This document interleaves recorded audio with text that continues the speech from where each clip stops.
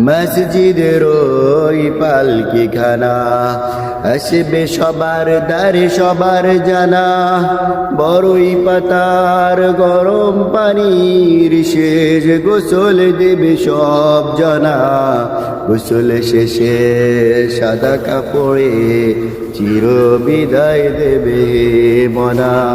আসসালামু আলাইকুম প্রিয় বন্ধুরা, এটা একটি কাপড়, এটা একটি সাদা কাপড়, অথচ এই কাপড়টাই আমাদের যত অর্জন যা কিছু আছে সকল কিছুর শেষ পরিণতি।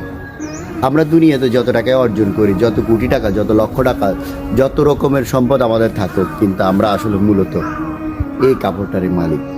প্রিয় বন্ধুরা, তো আমরা তো এই কাপড়টার মালিক, আমরা সবাই জানি। এই বিষয়ে আমাদের কারো দ্বিমত নাই যে আমরা শুধু এই কাপড়টার মালিক, কিন্তু তারপরেও আমরা সারা দিন কিভাবে মানুষকে প্রতারিত করা যায়, কিভাবে কার সম্পদ নষ্ট করা যায়, কিভাবে কার থেকে সম্পদ একটু বেশি নেওয়া যায়, শুধু এটাতেই লিপ্ত আছি।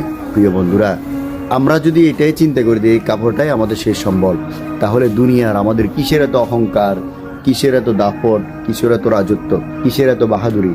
আমরা তো একমাত্র আমাদের রবের হুকুম মেনেই চলা দরকার। আমরা মৃত্যুকে বারবার করে স্মরণ করা দরকার। প্রিয় বন্ধুরা, আমি যখন মসজিদ থেকে বের হই তখন আমাদের মসজিদের খাটগুলো আমাদের মসজিদের সামনে অবস্থিত। আমার বারবার করে চোখ যায় যে হায় রে, কখন জানি ডাক পড়ে যায়, কখন জানি এই খাটটা আমার বাড়িতে চলে যায়। প্রিয় বন্ধুরা, এটার জন্য প্রস্তুত থাকো, এটার জন্য রেডি থাকো, কেননা এটা চিরন্তন সত্য।